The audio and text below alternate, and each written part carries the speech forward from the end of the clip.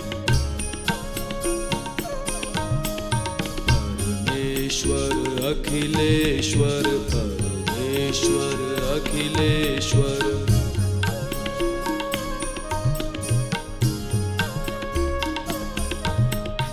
परमेश्वर अखिलेश्वर परमेश्वर अखिलेश्वर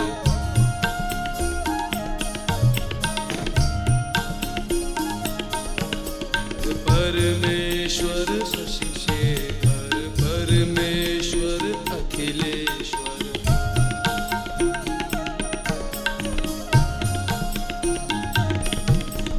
तांडव प्रिय शिव शेखर तांडव प्रिय शिव शेखर तांडव प्रिय शिव शेखर तांडव प्रिय शशि शेखर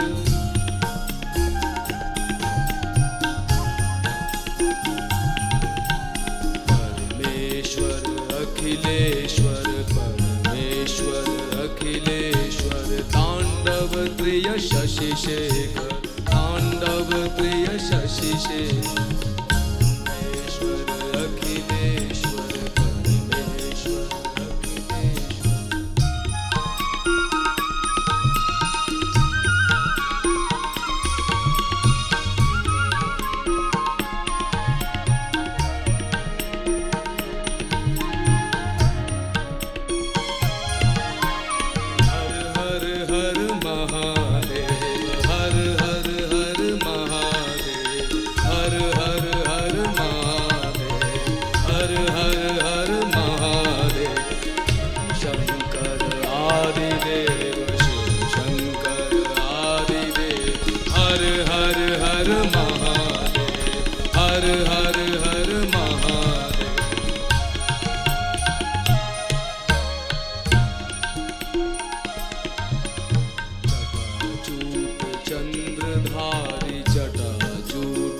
चंद्रधारी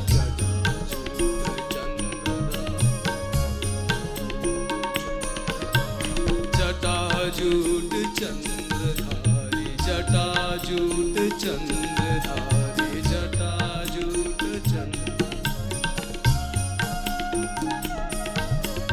जटाजूट चंद्रधारी चंद्रधारी दीनन के हितकारी जटाजूट चंद्रधारी जटाजूट चंद्रधारी दीनन के हितकारी दीनन के हितकारी हर हर हर महादेव हर हर हर महादेव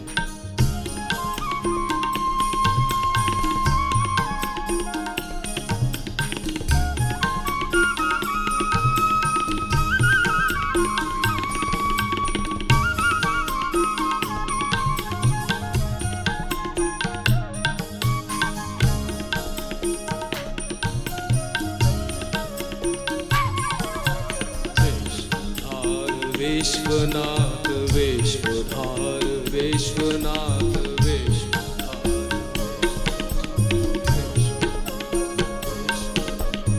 विश्वधार विश्वनाथ विश्वधार विश्वनाथ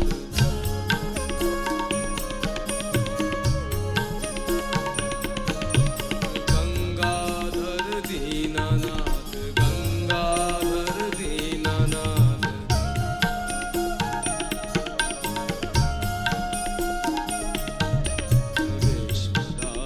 विश्वनाथ गंगाधर दीनानाथ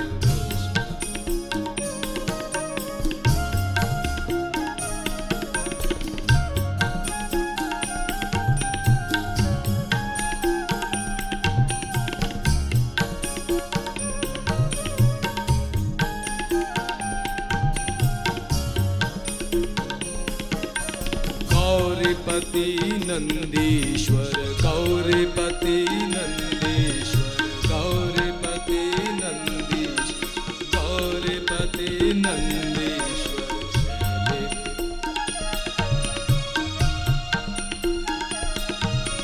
शैलेश्वर जगदीश्वर शैलेश्वर जगदीश्वर गौरीपति नंदेश्वर गौरीपति नंद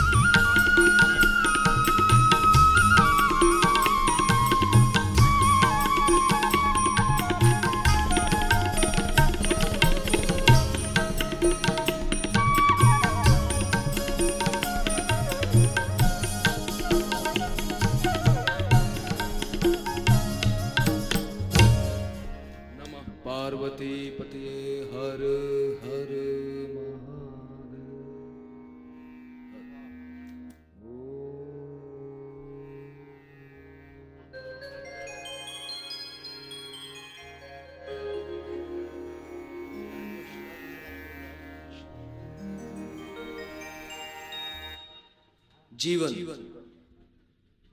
क्या है जीवन?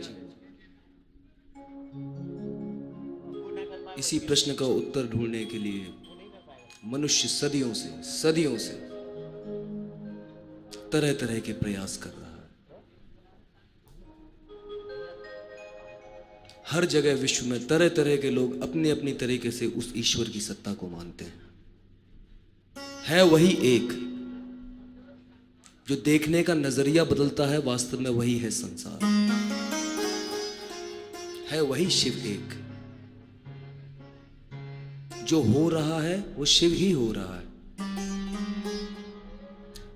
शिव जो है मृत्यु के प्रतीक माने गए। शिव प्रलय लाते हैं। मृत्यु एकदम से नहीं आती। लोग सोचते हैं ना एकदम से मृत्यु आ जाती है, नहीं। मृत्यु जैसे ही ये शरीर जन्म लेता है, मृत्यु उसी के साथ जुड़ जाती है और पल पल क्षण क्षण घटती रहती है। जितना एक 100 साल के मनुष्य की मृत्यु मतलब श्योर है कि वो मरेगा, मरने ही वाला है, उतना ही एक दिन के बच्चे की भी मृत्यु उतनी ही संभव है। जन्म है तो मृत्यु है ही, और मृत्यु हर क्षण घटित हो रही है। हर क्षण के संग हम अवस्था को प्राप्त हो रहे हैं। अगर पूछा जाए कि आप कब बचपन से युवा हुए, तो आप बता नहीं पाएंगे। दिन छोड़िए, आप वर्ष नहीं बता पाएंगे। दिन तो बहुत छोटी चीज हो गई। आप वो वर्ष भी नहीं बता पाएंगे कि आप कह सकें कि हाँ, इस वर्ष मैं जवान हो गया था, या इस वर्ष मैं वृद्धावस्था को प्राप्त हो गया था। मृत्यु इतने सूक्ष्म रूप से घटित हो रही है हर किसी के अंदर, हर किसी के अंदर, पल पल क्षण क्षण। ये जो ध्यान की धारा पे चिंतन हो रहा है, जो शिव तत्व तक पहुंचने की जिज्ञासा है, ये वही है। मृत्यु जिसकी हो रही है वो तो अलग है, पर एक ऐसा है जिसकी मृत्यु नहीं हो रही, जो वैसा ही है। जब आप बचपन में थे तो भी वो वैसा था, जब जन्म लिया था तो भी वो वैसा ही था, अभी भी वो वैसा ही है, और मृत्यु के बाद भी वही बचेगा। उसी वही है शिव तत्व। और इसीलिए शिव ने ये शिव सूत्र दिए। आइए आज के सूत्र पे हम नजर डालते हैं। आज का सूत्र कहता है, नर्तक आत्मा रंगो अंतरात्मा धीवशात सत्व सिद्धि सिद्ध स्वतंत्र भाव विसर्ग स्वभातया अबहि स्थिति व्यथिव स्थिति। अर्थात आत्मा नर्तक है, अंतरात्मा रंगमंच है। बुद्धि के बस में होने से सतत्व की सिद्धि होती है, और इससे सहज ज्ञानत्व, सहज कर्तृत्व रूप से, स्वतंत्र रूप से फलित होता है। स्वतंत्र स्वभाव के कारण वह अपने से बाहर भी जा सकता है, और बाहर स्थित रहते हुए भी वह अंदर भी रह सकता है। आइए, पहला सूत्र, आत्मा नर्तक है। आत्मा नृत्य करती है। जैसा कि आप सब जानते हैं, भाषा भी आई तो शिव के डमरू बजाने से आई। पहले शब्द नहीं थे, व्याकरण नहीं थी। जब शब्द ही नहीं थे तो व्याकरण कहां से? तो ये शब्द आए कैसे, इनकी उत्पत्ति कैसे हुई? शिव ने डमरू बजाया, और 14 बार डमरू बजाने से 14 सूत्र निकले, जिससे भाषा का जन्म हुआ। नृत्य, शिव नटराज भी कहे जाते हैं। नृत्य में अगर किसी का सर्वोच्च स्थान है तो वो शिव का ही है। पहला सूत्र यहां पे देते हैं, आत्मा नर्तक है। जो डांस एक ऐसा कृत्य है जिसमें आप सबसे निकट होते हैं परमात्मा के, उसी तत्व के, उसी शिव तत्व के सबसे निकट होते हैं। क्यों? नाचने में नाचने वाला और नाच एक हो जाता है। कृत्य और कर्ता कोई भेद नहीं रह जाता। अगर कोई चित्रकार है, चित्रकारी करता है, तो चित्रकार अलग है, चित्र अलग है। कोई मूर्तिकार है, मूर्ति बनाता है, मूर्ति अलग है, मूर्तिकार अलग है। पर नृत्य, नृत्य में नृत्य भी वही कर रहा है और नृत्य भी वही है, अलग अलग नहीं है। कहा है आत्मा नृत्य है, आत्मा अंदर बैठ के नृत्य कर रही है। वो नृत्य है कैसा, उसको समझा कैसे जाए, कैसा है ये नृत्य? ये एक ऐसा नृत्य है जो मौन में घटित हो रहा है। हम दुख और सुख से पीड़ित होते हैं। जीवन के हर कर्म में या तो सुख मिलता है या दुख मिलता है। यही जीवन का नृत्य है, यह आत्मा का नृत्य है। लेकिन हमें नाचना नहीं आता, इसीलिए हम दुख में फंसे रहते हैं। अगर हम नाचना सीख जाएं, किस ताल पे कैसे पैर मारना है, उस नृत्य की बात ही कुछ और हो जाए, उसकी छटा ही कुछ और हो जाए। हम दुख में जीते हैं, दुख की श्रृंखलाएं बनाते जाते हैं और कहते हैं दुख हो क्यों रहा है। इस बात को समझने के लिए जो दूसरी बात शिव जी ने यहां पे कही, वो कही है अंतरात्मा रंगमंच है। रंगमंच मतलब हम कहते हैं दुनिया रंगमंच है और हम यहां पे अपना अपना पात्र निभा रहे हैं। We all are like actors playing our roles here. Sometime as a father, sometime as a friend. कभी बेटे की तरह, कभी पिता की तरह, कभी पुत्र की तरह, कभी व्यापारी की तरह, कभी पत्नी की तरह। एक रंगमंच ही है और हम अपना अपना पात्र निभा रहे हैं। लेकिन यहां जो बात कह रहे हैं वो कह रहे हैं अंतरात्मा रंगमंच है। जो अंदर की आत्मा है वो ही रंगमंच है। इसका मतलब क्या है?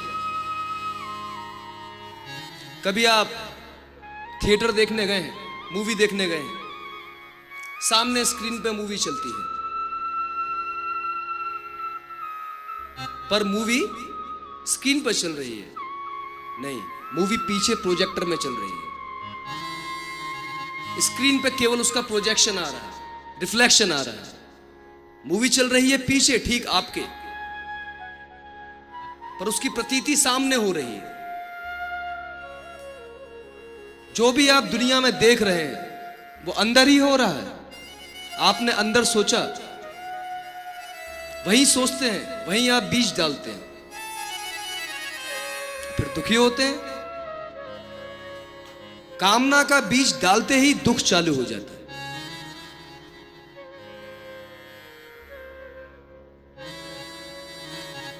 तो अंतरात्मा के रंगमंच को जानने के लिए इससे दूर रह के देखना पड़ेगा। यहां दूर रहने का तात्पर्य है किसी भी कृत्य में एक ना होना। शक्ति आपके अंदर है, पर उस शक्ति का इस्तेमाल कहां हो रहा है? उस शक्ति को किस जगह आप खर्च कर रहे हैं? शक्ति तो वही है, आप चाहें तो दुख में खर्च कर दें, आप उसका दुख में इस्तेमाल कर रहे हैं, चाहे तो सुख में इस्तेमाल करें। चुनाव आपका है। पर जब अंतर मन में आप कोई बीज ही नहीं बोते हैं, जब आप विचार से अलग हो जाते हैं और साक्षी भाव से चीजों को देखते हैं, तब बदल जाती है बात। तब आपको ज्ञात होता है कि आप शरीर से ज्यादा हो। आप शरीर ही नहीं हो, शरीर से भी कुछ और ज्यादा हो। यात्रा प्रारंभ होती। तीसरी बात शिव कहते हैं, बुद्धि के बस में होने से सतत्व की सिद्धि होती है। बुद्धि, सब कहते हैं बुद्धि से सोचो, बुद्धि से काम करो, क्या है ये बुद्धि? वास्तव में हम बुद्धि के ऊपर हैं कि बुद्धि हमारे ऊपर है? बुद्धि हमारे ऊपर है अभी तो। बुद्धि का मतलब अनंत विचारों का संग्रह। बुद्धि जो विचार कहती है हम उसी में करने में लग जाते हैं। क्रोध आता है, क्रोधित हो जाते हैं।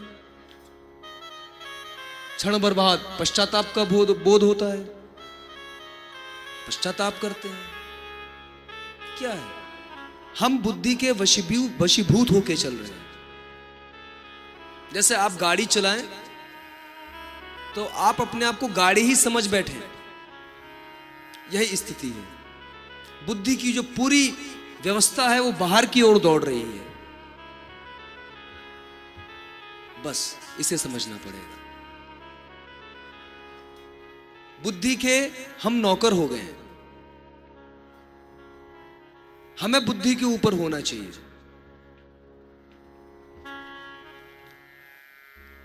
हम चीजों को बुद्धि से परख के तब लेते हैं, लेकिन क्या वो सही परख होती है? गृहस्थ संसार में रह के सांसारिक कार्य करता है।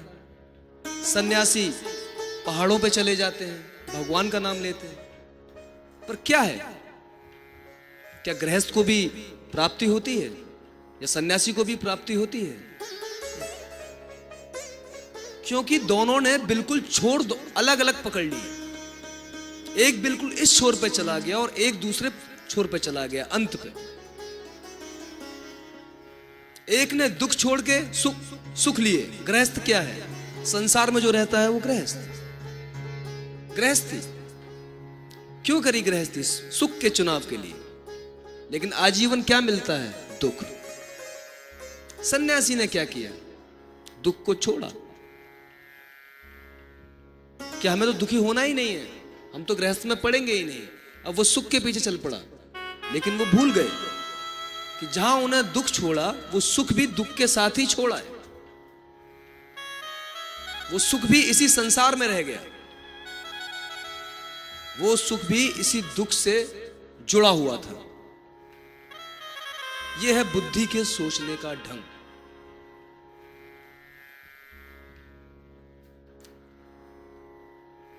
जब बुद्धि अंदर की ओर यात्रा करती है,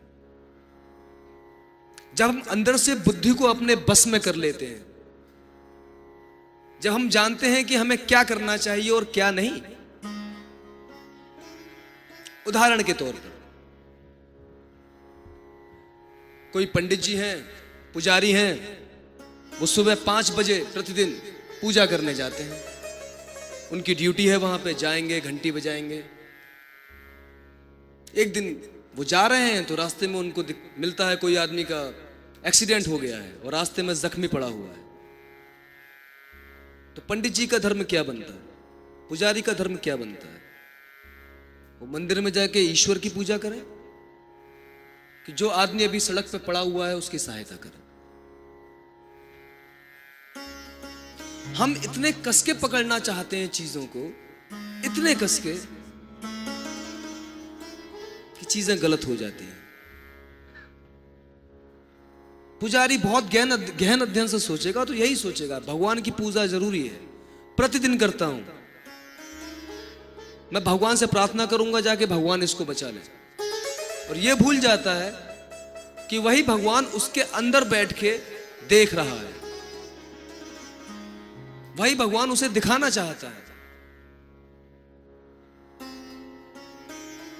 इसीलिए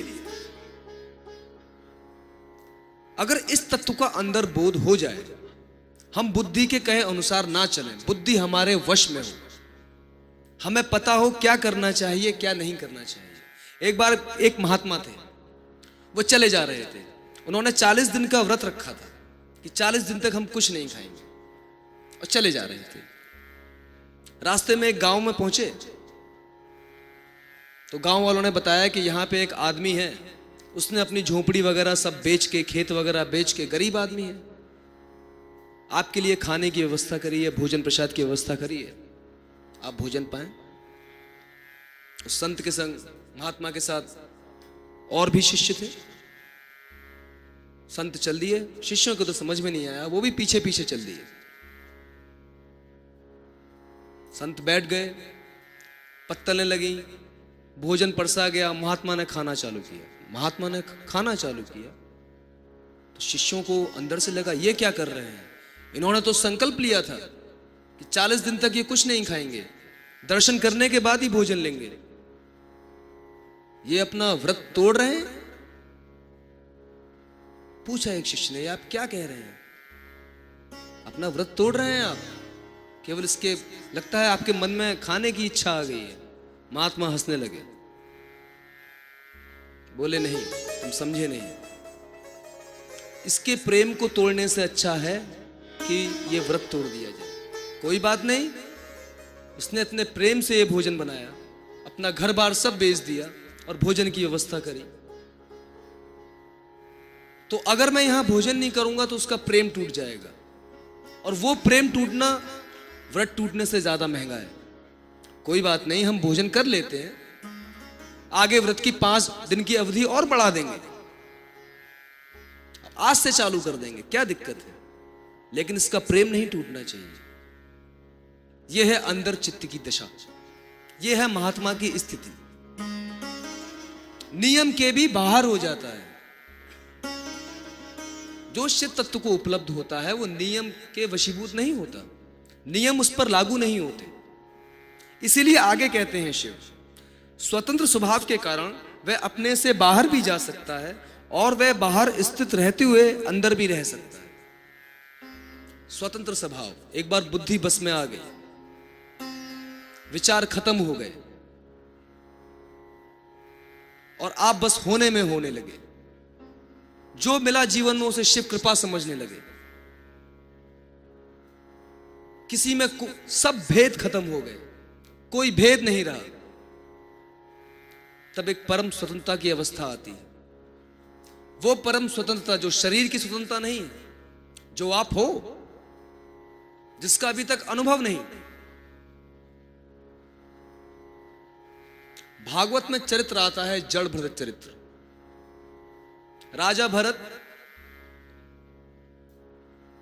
जिनके नाम पर इस देश का नाम भारतवर्ष पड़ा, जब अंतिम समय में वानप्रस्थ को गए, संन्यास को गए, एक हिरण से प्रेम में पड़ गए। अगले जन्म में हिरण ही हुए, उसके अगले जन्म में फिर मनुष्य हुए। एक ब्राह्मण के यहां उन्होंने जन्म लिया, लेकिन जन्म से बोले नहीं, क्योंकि पूर्व जन्म के संस्कार का ध्यान था कि आसक्ति में पड़ने के कारण मैं मृग बन गया था, अब यह गलती मैं दोबारा नहीं दोहराऊंगा। इसलिए उन्होंने कुछ सीखा ही नहीं। उनके पिताजी ने उन्हें बहुत कुछ सिखाने की कोशिश करी, पढ़े ही नहीं, इसलिए उनका नाम हो गया जड। जड का मतलब मूर्ख।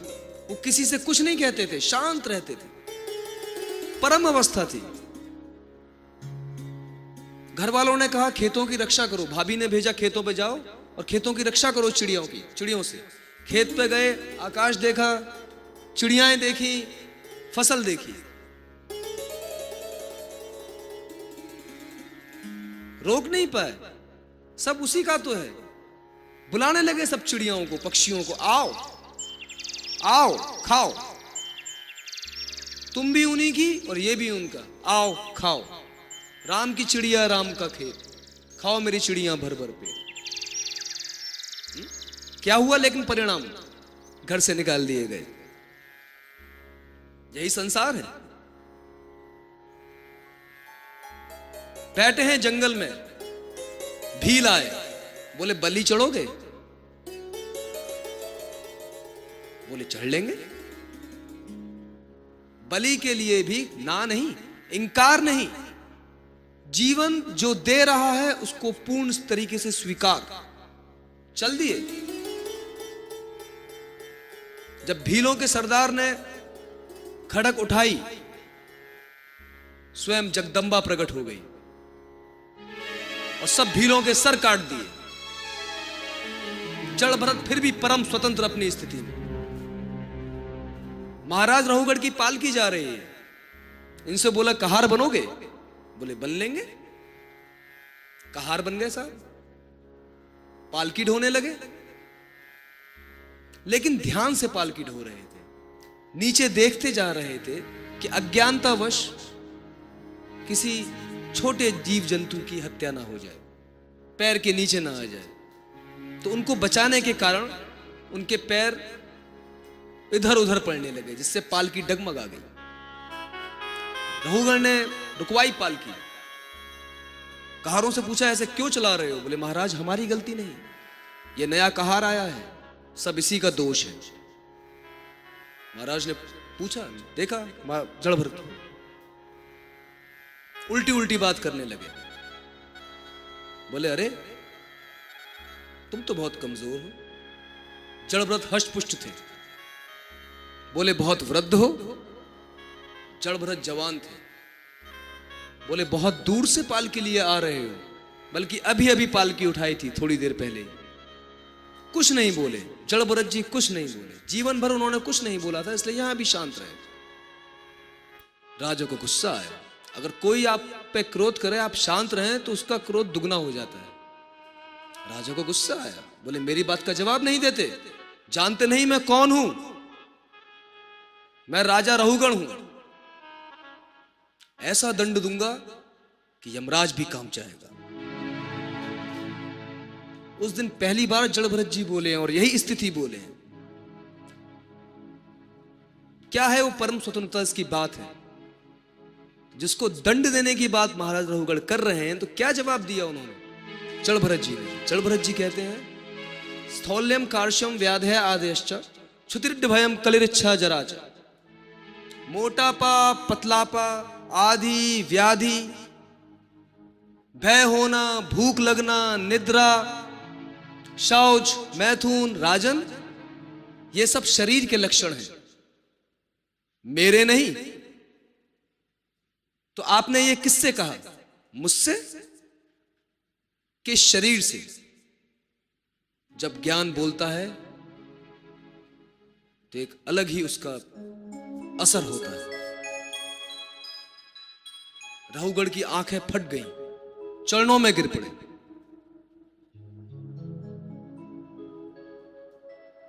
पूछा उनसे आत्म तत्व का ज्ञान, और वही जड़भरत जी ने भी बताया।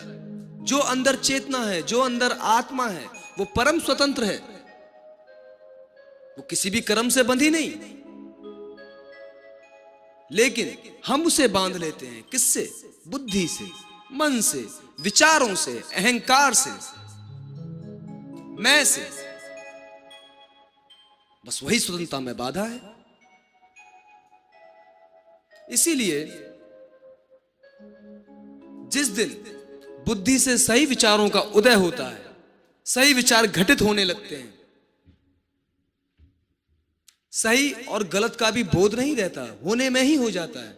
सब ईश्वर को समर्पित करके जब हो जाता है, ईश्वर हे शिव आप ही हो, मेरे अंदर भी आप, मेरे बाहर भी आप, जो करा रहे हो वो भी आप, जैसी आपकी इच्छा, आप जैसा कराओगे, आपके नाचने में मैं नाचने को तैयार हूं।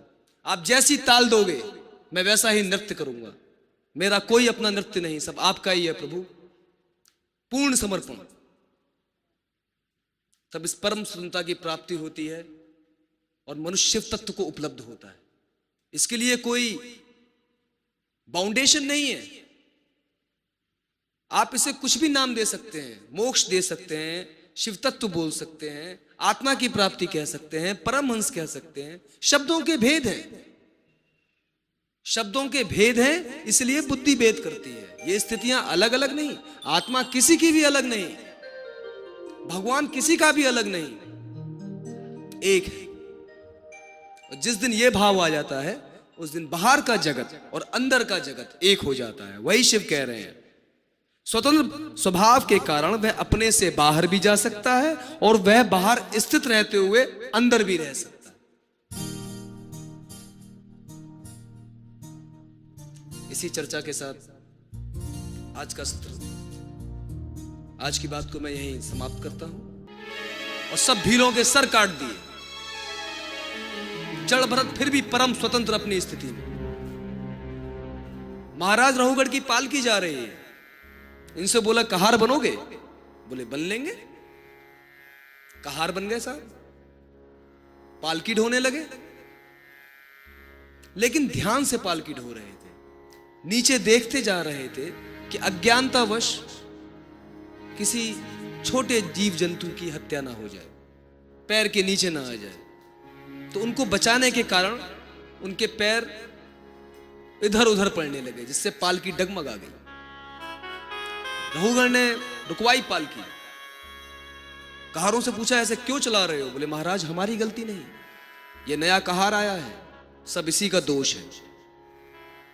महाराज ने पूछा, देखा जड़ भरत उल्टी उल्टी बात करने लगे।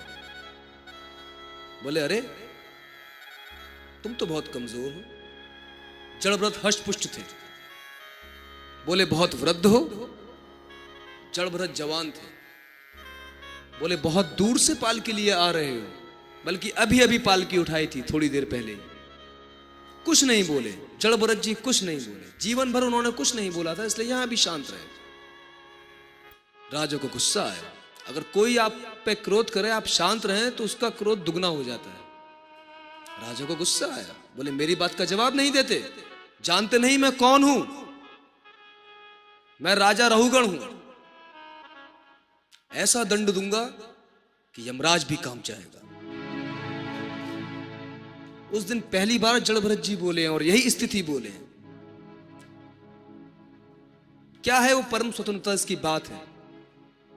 जिसको दंड देने की बात महाराज रहुगढ़ कर रहे हैं, तो क्या जवाब दिया उन्होंने जड़ भरत जी ने? जड़ भरत जी कहते हैं स्थौल्यम कार्श्यम व्याधय आदेश्च क्षुतिरिड भयम कलिरिच्छा जराच। मोटापा, पतलापा आदि व्याधि, भय होना, भूख लगना, निद्रा, शौच, मैथुन, राजन, ये सब शरीर के लक्षण हैं, मेरे नहीं। तो आपने ये किससे कहा? मुझसे कि शरीर से? जब ज्ञान बोलता है तो एक अलग ही उसका असर होता है। रहुगढ़ की आंखें फट गईं, चरणों में गिर पड़े।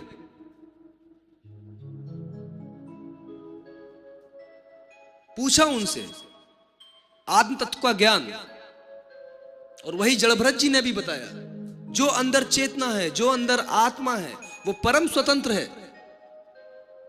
वो किसी भी कर्म से बंधी नहीं, लेकिन हम उसे बांध लेते हैं। किससे? बुद्धि से, मन से, विचारों से, अहंकार से, मैं से। बस वही स्वतंत्रता में बाधा है। इसीलिए जिस दिन बुद्धि से सही विचारों का उदय होता है, सही विचार घटित होने लगते हैं, सही और गलत का भी बोध नहीं रहता, होने में ही हो जाता है। सब ईश्वर को समर्पित करके जब हो जाता है, ईश्वर हे शिव आप ही हो, मेरे अंदर भी आप, मेरे बाहर भी आप, जो करा रहे हो वो भी आप, जैसी आपकी इच्छा, आप जैसा कराओगे, आपके नाचने में मैं नाचने को तैयार हूं। आप जैसी ताल दोगे मैं वैसा ही नृत्य करूंगा। मेरा कोई अपना नृत्य नहीं, सब आपका ही है प्रभु। पूर्ण समर्पण। तब इस परम स्वतंत्रता की प्राप्ति होती है और मनुष्य शिव तत्व को उपलब्ध होता है। इसके लिए कोई बाउंडेशन नहीं है। आप इसे कुछ भी नाम दे सकते हैं, मोक्ष दे सकते हैं, शिव तत्व बोल सकते हैं, आत्मा की प्राप्ति कह सकते हैं, परमहंस कह सकते हैं। शब्दों के भेद हैं, शब्दों के भेद हैं, इसलिए बुद्धि भेद करती है। ये स्थितियां अलग अलग नहीं, आत्मा किसी की भी अलग नहीं, भगवान किसी का भी अलग नहीं, एक है। और जिस दिन ये भाव आ जाता है, उस दिन बाहर का जगत और अंदर का जगत एक हो जाता है। वही शिव कह रहे हैं, स्वतंत्र स्वभाव के कारण वह अपने से बाहर भी जा सकता है और वह बाहर स्थित रहते हुए अंदर भी रह सकता है।